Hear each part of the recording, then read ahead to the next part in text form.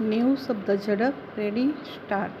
ધરતીકંપ, વાવાઝોડું, પૂર હોય કે પછી હીટવેવ, આવા સમયે ન્યૂઝમાં SEOC શબ્દ સાંભળવા મળે છે. અનેક લોકોને જિજ્ઞાસા થાય કે આ SEOC શું છે. ગાંધીનગર ખાતે આવેલું સ્ટેટ ઇમરજન્સી ઓપરેશન સેન્ટર કૌંસમાં SEOC આપત્તિના સમયે 24/7 કાર્યરત રહીને રાજ્યના દરેક નાગરિકની સલામતી સુનિશ્ચિત કરવાનું કામ છે.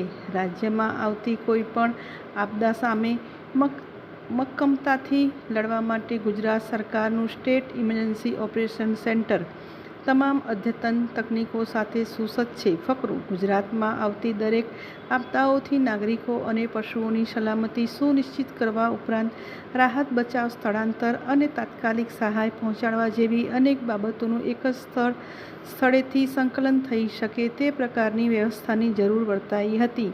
આપત્તિના સમયે સમગ્ર રાજ્યની પરિસ્થિતિનો તાગ મેળવી એક જ સ્થળેથી તેની સમીક્ષા થઈ શકે તે માટે ગુજરાત રાજ્ય આપત્તિ વ્યવસ્થાપન મંડળની રચના કરી આપત્તિ વ્યવસ્થાપનનું સ્વતંત્ર માળખું કાર્યાન્વિત કરવામાં આવ્યું છે. ત્યારથી લઈને આજ સુધી રાજ્યમાં આવેલી તમામ આપદાઓમાં SEOC ઝડપથી રિસ્પોન્સ, અસરકારક સંકલન અને બચાવ કાર્યો માટેનું કેન્દ્ર બન્યું છે. ફકરો: SEOCની સ્થાપના થઈ ત્યારથી લઈને આજ સુધી રાજ્યમાં આવેલી આપદાઓ સમયે થતા મરણાંકમાં સતત ઘટાડો આવ્યો છે.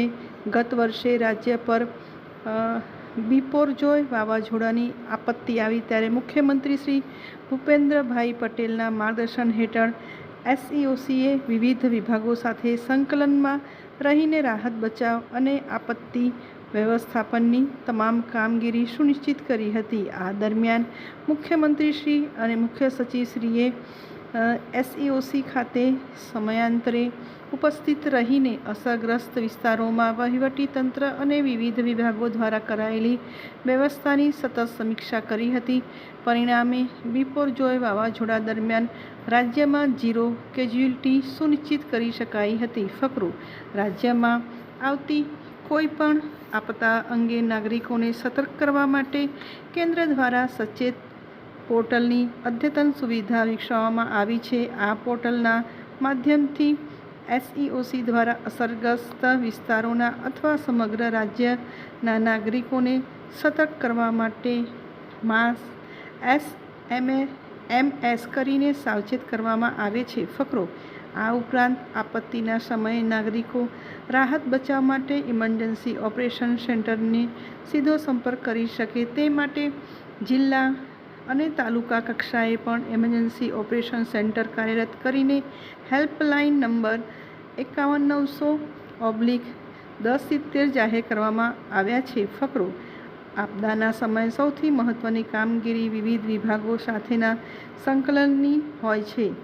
SEOC સંબંધિત તમામ વિભાગો સાથે સંકલન કરવા માટેના કેન્દ્ર તરીકે કાર્ય કરે છે.